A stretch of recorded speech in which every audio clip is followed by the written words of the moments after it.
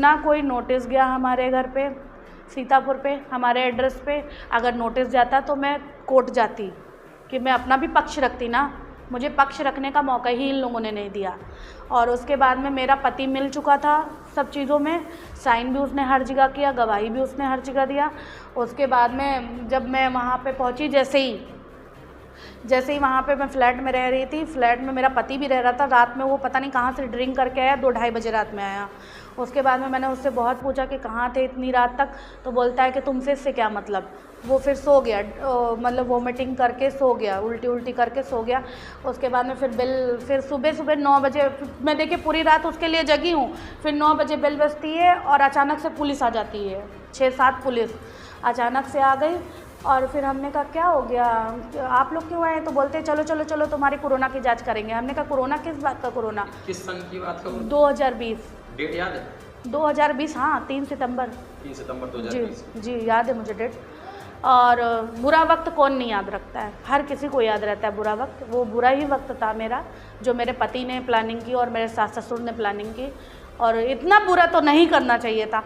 आपके भी आगे औलाद है, आपके भी आगे लड़की है, आपके भी आगे लड़का है।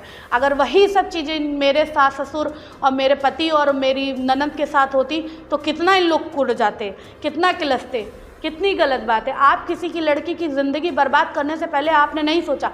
आप प्रेम से भी तो समझा सकते थे कि हमारे लड़के को तलाक दे दो, हमारे लड़के को छोड़ दो, हम अपने लड़के के साथ तुमको नहीं पसंद करते हैं और हमको नहीं रखना है तुमको। आप हर चीज़ें मैनेज कर ही जा सकती थी ना। आपने ही तो विवादों में मुझे फंसा दिया। आपने कोर्ट कचहरी, थाना, पुलिस, जेल सब कुछ दिखा दिया एक लड़की को। तो वो लड़की क्या बन जाएगी आप बताइए? वो लड़की तो टूट जाएगी ना अंदर से। शादी किस सन में किया? 2019 में। 19 में शादी किया, 20 में जेल हुआ। 20 में सितंबर में उन्होंने जेल भिजवा दिया। और जब हम थाने पहुंचे, थाने में मेरे खिलाफ तुरंत लिखा पढ़ी होने लगी। और जो वहाँ के SHO थे उन्होंने मतलब गंदी लैंग्वेज में मुझसे बात की कि साली 400 करोड़ की प्रॉपर्टी हड़पना चाहती है। तब मुझे पता चला कि ये मैटर है। हमको तो पता ही नहीं था कि किस लिए हमको लाया गया थाने में। तो उसके बाद जब पता चला कि 400 करोड़ की संपत्ति का उन्होंने दिखाया है, मेरे ऊपर आरोप लगाया है कि हम 400 करोड़ की उनकी संपत्ति हड़पना चाहते थे। उनके लड़के को स्लो पॉइजन दे रहे थे और नाबालिग लड़के को मैंने फंसाया सिर्फ प्रॉपर्टी के लिए। फिर ये हो गया, मुझे उसी दिन सेम डे में जेल भेज दिया गया। मैं 1 महीना 10 दिन रही हूँ जेल में। उसके बाद मेरे घर वालों ने मुझे किसी भी तरीके से छुड़वाया, लेकर के आए।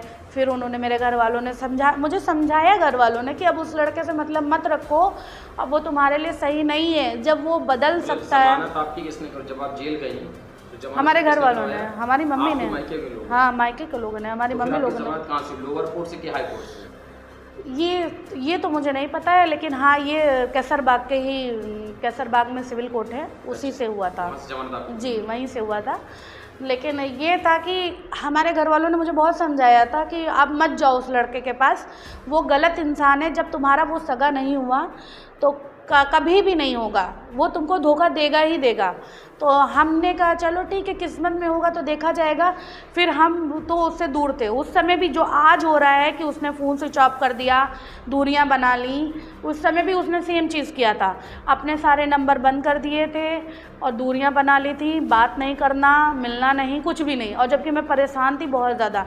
मैं बस ये चाह रही थी कि किसी भी तरीके से मेरा पति मेरे सामने आए और मुझसे बोले, क्योंकि उस समय मुझे कुछ याद ही नहीं था कि क्या क्या मेरे साथ हो गया। क्योंकि आपके पास कोई अचानक से पुलिस आ जाए और आपको तुरंत जेल भेज दे, आपको कुछ पता भी ना रहे कि किसने क्या किया, तो आप तो परेशान तो होंगे ना।